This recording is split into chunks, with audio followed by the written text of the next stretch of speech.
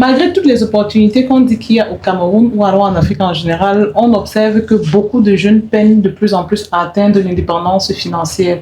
Aujourd'hui, sur le plateau de Parlons peu Parlons, on va essayer de débattre, de comprendre pourquoi est-ce qu'il y a cette mendicité grandissante malgré toutes les opportunités qui nous entourent. Pour en parler comme ça, nous avons M. Fongan qui est là à la tête de plusieurs entreprises, parmi lesquelles transfert de colis et placement du personnel, ainsi que Mme Ambassa, comme vous la connaissez déjà. On va essayer de débattre pour comprendre pourquoi.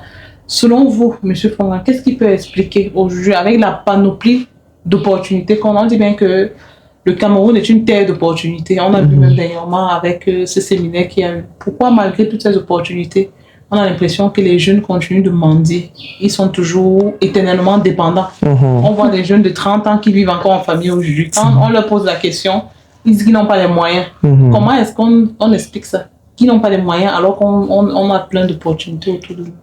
Ok, le sujet, c'est un sujet vraiment très compliqué dans notre contexte. C'est un sujet qu'il faut prendre très au sérieux parce que on se rend compte que beaucoup de personnes, beaucoup de jeunes, ils aspirent à la liberté financière, mais réellement, ils ne veulent pas se jeter dans le bain et enfin d'atteindre les objectifs escomptés. Bon, les raisons sont de multiples, c'est sur plusieurs pans. Bon, le premier pan est le fait que beaucoup de personnes se vont dans des écoles conventionnelles, ça veut dire des écoles. Et lorsqu'ils décrochent des diplômes, ils pensent que le diplôme, c'est la finalité. Ça veut dire automatiquement réussite. Ça veut dire automatiquement réussite, alors que c'est pas ça. Diplôme ne veut pas dire réussite. Donc la vie commence même après le diplôme. Et oui, la vie commence même après le diplôme. Et beaucoup même plus après, parce que quand tu as le diplôme, il te faut au moins pratiquement 5 ans pour te former avant de décrocher un bon job. Pour celui qui se forme. Subitement, celui qui comprend, subitement, quand on sort de l'école avec un bac, avec une licence, avec un master, on veut directement décrocher un job de 600 000. Sans connaître qu'il faut commencer même par un stage professionnel qui n'est même pas payé pour acquérir les compétences avant de se lancer sur le marché de l'emploi ou bien avant de s'auto-employer. Donc, beaucoup veulent directement avoir ce confort-là, ce luxe-là, voiture de service, bureau, agent de carburant, ménagère et une bonne maison, sans savoir qu'il y a un parcours avant d'arriver jusqu'à ce niveau-là. Là, c'est le premier volet. Le deuxième volet est que beaucoup de personnes sont envieux. Vous voyez, les envieux. Par exemple, si vous recrutez une jeune dame là pour travailler pour vous, à un niveau, elle ne viendra pas travailler son salaire, elle va vous admirer. Elle va vouloir devenir comme vous, sans connaître votre parcours, ce que vous avez enduré, ce que vous avez traversé, les sacrifices que vous avez faits. Elle s'en fout. Ça veut dire qu'elle vient là, qu'elle vous regarde et elle se voit. Et du coup, elle commence à vous jalouser. Et que peut-être d'autres personnes vont aussi aller entrer même dans les choses qu'il ne faut pas parce qu'ils veulent seulement vous reproduire la vie de quelqu'un. Ils vont reproduire la vie de quelqu'un. Donc, il faut que les jeunes comprennent que pour avoir la liberté financière, c'est un parcours, c'est un chemin, c'est un parcours d'endurance, c'est un parcours de sacrifice. Parce que on a dit rien n'est gratuit. Rien n'est gratuit. Il y a le prix à payer pour tout.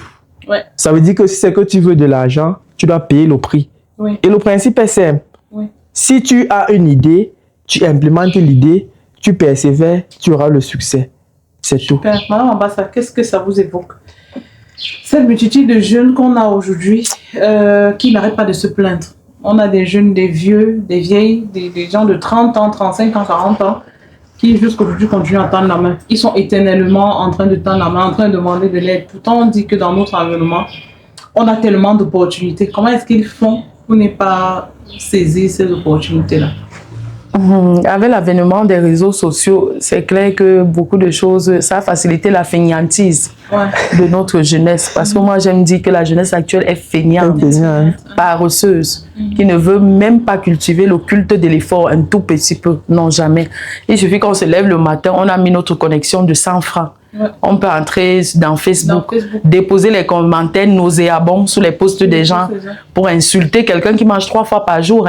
Pendant que toi, tu es couché, tu espères même à une boîte de tapioca dans la journée que tu n'es pas sûr d'en avoir. Mais tu déposes des commentaires, tu insultes les gens. Là, ils ont le temps. Voilà, en ce moment, non, je ne peux pas faire ça pour rien. Voilà. Ils restent à la maison. Pour envoyer les commentaires sur Facebook, insulter les gens sous faux profil. Là, pour eux, c'est rentable. Voilà. Parce que dans les stages, comme vous avez dit, ils vont dire que ce n'est pas rentable. Vraiment, on va me payer combien? Je veux perdre mon temps. Ils refusent, ils s'assoient à la maison. Oui. Pour lui, c'est plus rentable. Voilà. Je le disais dernièrement à une amie que si seulement on pouvait filtrer dans les réseaux sociaux, c'est-à-dire s'il y avait une possibilité d'étudier toute personne qui ouvre son compte dans Facebook et voir si tu as une activité. Peu importe l'activité, il faudrait quand même que tu aies une activité rentable, que tu es occupé avant de te permettre d'ouvrir un compte sur Facebook. Je crois que ce serait idéal. Parce que maintenant, on constate seulement que la jeunesse ne veut même pas faire d'efforts. Juste parce qu'ils vont rester sur Facebook. Il va se lever le matin, il saute sur Facebook, il va sur WhatsApp, il a les messages des gens, il faut répondre. Le temps là, tu aurais pris ce temps pour marcher un peu et chercher un emploi que tu aurais trouvé. Tu aurais peut-être décidé, peut-être par jour, d'entrer dans un restaurant, je dis n'importe quoi, laver les plats pour une journée et qu'on te donne même un 2000. Ça aurait été rentable. Mais ce n'est pas le cas. Non. Parce que pour eux, c'est que non, c'est un père-temps. Moi, ça ne va pas avec qui je suis. Parce que X et Y vous montre une vie de rêve sur les réseaux sociaux. Du coup, vous voulez vous coucher et vous lever le lendemain et devenir des Brad Pitt ou des Angelina Jolie comme ça, subitement. Puisque tel, je ne l'ai pas vu travailler. Oui. Je le vois rouler, je le vois faire des choses. Voilà. On me demande de travailler, pourquoi? Le problème est très profond. Mais moi, je le dis, c'est un problème d'éducation d'abord. Parce que si le parent n'a pas inculqué les valeurs à son enfant, que le travail est la clé même de la réussite de l'être humain, c'est un réel problème. Parce que quand on met l'enfant au monde, c'est très beau, mais après, il y a l'accompagnement, il y a l'éducation qui va avec.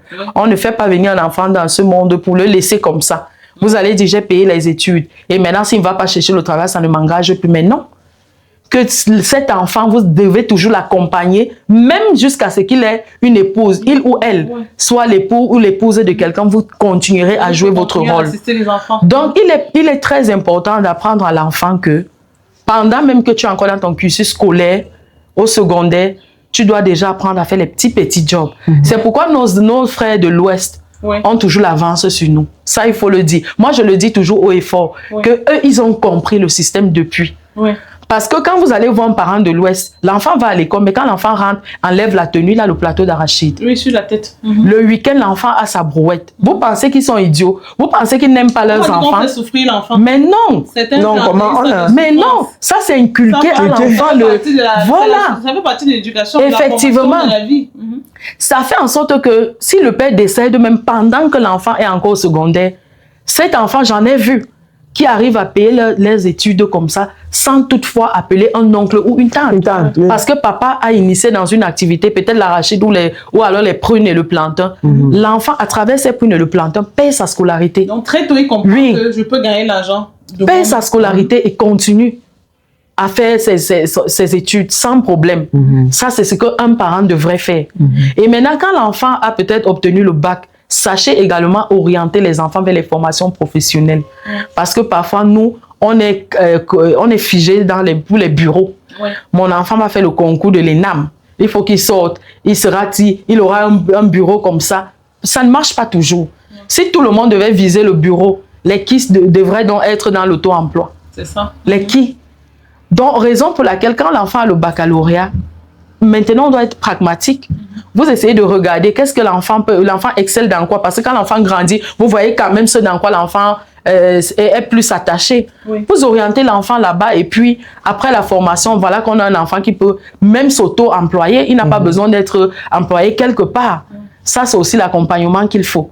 Mais quand on a raté tout ce processus, effectivement, on aura donc un enfant qui va rester à la maison à 30 ans, 40 ans, toujours en train de discuter les plats de nourriture avec ses petits frères, avec même le neveu. À se plaindre du système. À se plaindre du système. Même si quelque chose se passe en couple, non, c'est notre père, c'est Paul Biya. Si ce n'est pas lui, est-ce qu'on va souffrir comme ça? C'est lui qui me fait souffrir comme ça. En quoi il te fait souffrir? Si toi-même tu as tes mains, tu n'as pas pu saisir certaines opportunités pour pouvoir créer ton emploi, pour pouvoir faire des petites activités comme ça et prendre soin de toi. Donc moi je dis, que les parents revoient d'abord l'éducation des enfants. Après avoir vu l'éducation des enfants, qu'on oriente également les enfants vers les formations professionnelles. Ça fait qu'après, l'enfant pourra s'auto-employer. Très bien. Elle a pris l'exemple des enfants de l'Ouest, le modèle éducatif de l'Ouest. Oui. Vous êtes le fruit de, oui. Vous êtes le fruit de cette éducation-là, vous validez. Parce que quand on observe souvent les parents qui mettent le plateau sur la tête des enfants, mais qui font les enfants faire le commerce, beaucoup qualifient ça de maltraitance, on maltraite l'enfant, de pauvreté, de misère. Oui, que c'est la misère, que je ne peux pas avoir l'argent, mon enfant souffre. C'est-à-dire qu'on a de ces mots, et du coup, ça fait que peut-être aujourd'hui les parents ont honte. Est-ce que vraiment quand on envoie l'enfant aller vendre là, est-ce que c'est toujours la misère? Est-ce que c'est... Non, c'est juste pour enseigner à l'enfant les valeurs réelles de la vie. C'est juste pour enseigner à l'enfant les valeurs réelles de la vie. Moi, mon père était cadre à Eneo. Vous connaissez quelqu'un cadre peut toucher à Eneo? Vraiment. Il a quand même quelque chose. S'il a fait ce qu'il a fait, ça veut dire qu'il a quand même quelque chose. Oui. Mais moi, ma mère nous prenait parce que nous sommes 8 chez nous. Wow. Ma mère fait les jumeaux 3 fois, moi je suis jumeau. Ça fait 6 enfants. On a une grande soeur, on a un dernier petit frère, ça fait 8. Wow. Ma maman nous prenait nous 8. Elle faisait la friperie au marché de sauce. Elle nous mettait les soutiens et les caleçons comme ça, on vendait. Oui. C'est ma mère qui m'a appris à comment conserver, épargner l'argent. Wow. Parce qu'elle connaissait conserver. Et moi, je suis un grand conservateur. Si je te donne mon argent, ça veut dire que tu as mérité. Mais si je vous donne mon argent, ça veut dire que vous avez mérité mon argent. Je ne donne pas l'argent pour rien. Oui, vous voyez, j'ai appris ça de ma mère. La valeur de l'argent. La valeur de l'argent, j'ai appris ça de ma mère. Donc moi, je ne trouve pas...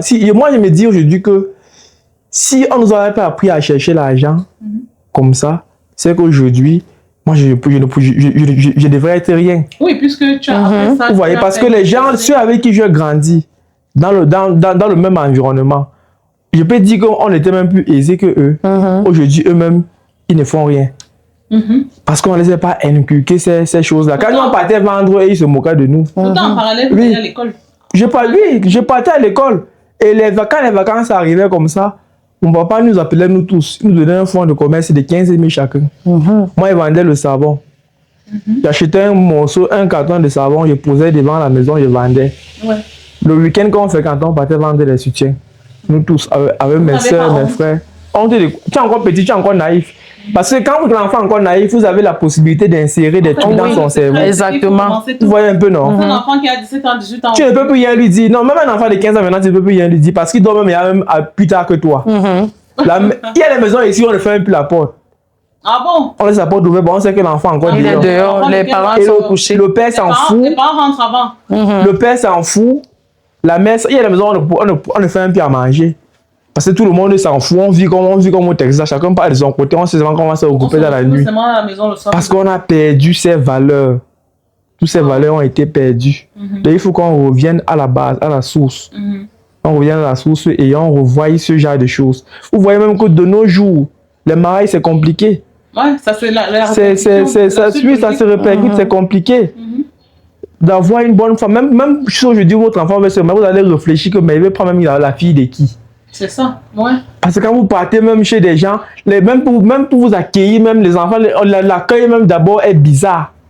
Et la mère, l'enfant accueille mal, la mère tolère, la mère ne dit rien. Tu veux corriger un enfant, la mère dit qu'on ne touche pas à mon enfant. C'est pas bon. C'est pas bon. Donc il faut qu'on revoie ça. Il faut revoir les. Oui, il faut revoir ça. Bon, revenons sur le thème au niveau de la liberté financière. Parce que moi, je suis très choqué. Choqué parce que quand moi je vois un gars qui a fait agronomie à la phase de Tchang ou de Bafia, il dit qu'il est chômeur. Il cherche l'emploi, je suis scandalisé. Ah bon? Alors que dans son village, il y a des terres qui sont vides. Mais quand tu vas lui dire que pourquoi tu ne peux pas faire l'agriculture dans ton village, il va dire qu'il faut le capital. Il faut le capital, oui, ça c'est le mot de passe. Non, le mot de passe parce que il veut un titre, il veut quelque chose pour s'accrocher dessus. Parce que le père tient le même débat, la mère tient le même sujet. Le pays est dur, mon enfant n'a pas le capital, il a fait garder le voici ici qui chôme. Parce que les gens veulent, il veut avoir 15 hectares une fois. C'est pas qu'il faut commencer avec 20 mètres, 30 mètres, 40 mètres, 50 mètres, construire la pyramide. Lui veut commencer une seule fois. Moi j'ai des camarades comme ça qui ne font rien. Comme moi je les ai proposé le travail de 60 000, que j'ai besoin d'un comptable de 60 000 à Douala, il dit qu'il ne peut pas travailler. Parce qu'il a une licence en comptabilité. C'est ce qu'il se dit. Et il ne fait rien. Même les 60 000, il passe la journée à parler du Kanto, Paul Biya. Messi, Cristiano Ronaldo sur les statuts WhatsApp, la Champions League, les ceci, on t'invite dans un restaurant, tu pars, tu manges, tu crois que là, je ne fais que passer. Et vous voyez, c'est pour ça que les églises sont... Beaucoup de personnes vont dans les églises. Surtout les femmes qui sont un peu âgées là. On espère le miracle. On espère le miracle. J'ai tout fait dans ma vie, ça ne donne pas. Alors, qu'est-ce que tu as fait? On crée les esprits. Oui. En général, quand ça marche, on dit que qu'est-ce que tu as fait? C'est un esprit, non? Oui. Sûrement, c'est un oncle de quelqu'un dans ma famille. L'oncle paternel surtout. Qui a gâté. Oui. Parce que quand ça marche, on dit qu'on a gâté l'enfant. Moi, je sautais avec une fille. Chaque fois qu'on se voyait, elle mettait les mesures de Dieu. J'ai dit que ça, c'est les signes de la déception. Il ne va rien changer dans ta vie. Toi, tu as d'abord fait quoi? Elle a 33 ans. Chaque fois que je savais, elle me parle du mariage. Je vais viens seulement, viens chez vous, chez vous, tu me présentes seulement, non? Je veux seulement que tu viennes. Elle veut pas. Elle cherche pas non. Elle cherche pas l'amour. Oui, il y a la pression de l'âge. Il y a la pression aussi. déjà. Elle veut changer de statut. Elle est paresseuse. Pas le changement de statut. Elle est paresseuse. Où tu iras où avec elle? Ah bon? À ce point-là? Oui. À ce point-là, parce qu'on évalue la femme sur plusieurs aspects. Oui. Et tout ça cadre avec le sujet, madame. Il faut qu'on revoie au niveau des valeurs. C'est très important. Mais une fille de 33 ans qui veut se marier, qu'est-ce qui lui manque? Qu'est-ce qui peut manquer à une fille de 33 ans qui veut se marier? Quels sont les critères? Il y a beaucoup de critères. Bon, là, il y a des choses aussi qu'il ne faut pas déclarer. En général, hein, c'est pas Julien, parce que les filles de 33 ans, il y en a tellement, il y a même les 38 ans qui ne sont pas mariés. Que ça pousse juste à se poser la question, qu'est-ce qui fait que ces filles-là ne se marient pas? Pourtant, elles veulent se marier. Oui, elles sont prêtes, elles veulent vraiment le mariage. Pourquoi est-ce que ça bloque? Pourquoi est-ce que ça bloque? Bon, là, je vais prendre le cas général. Pourquoi? Parce que la première cause, c'est que j'ai dit, il y a un problème d'implication. Vous voyez, moi, par exemple, je suis prêt à confier mon service de livraison à une femme, à mon épouse, parce que je suis occupé à faire autre chose. Mais quand tu vois un peu la moralité, la façon même que la fille utilise l'argent, parce que tu peux, à moi en tant qu'un homme, je peux te donner même 10 000 francs. Si peut-être le lendemain tu me demandes encore, là, je vais te demander que tu as mis les 10 000 francs là-haut. Il faut que tu justifies les dépenses, tu es incapable. Ça veut dire que tu ne prends pas. Ça veut dire que tu ne prends pas. Tu ne prends pas. Simple 10 000, il pose beaucoup de c'est tout comme ça. Et elle pense à la pincette. Même pas un merci. Elle pense ça comme ça. D'autres personnes. Tu vois tous ces aspects-là. Tu dis même que c'est une femme qui peut même te commander. Et du coup, tu perds tes espoirs envers elle. Tu peux pas dire qu'elle va te faire le ménage, à manger, tout pour elle, c'est qu'elle vient, elle se couche, ou fait ce que vous avez à faire et puis elle part. Tu vas faire ta vie avec celle-là comment? Tu ne peux pas. Quand ça revient à l'éducation. Ça revient à l'éducation. Le chat ne peut pas accoucher la souris, ça vient de la mère. Parce que moi, j'ai copié mon père. Tout le monde me dit que j'ai copié mon père. Tout le monde. On va revenir dessus tout à l'heure après la pause. Sans détour et sans tabou, parlons peu, parlons vrai, une émission de Télémarché.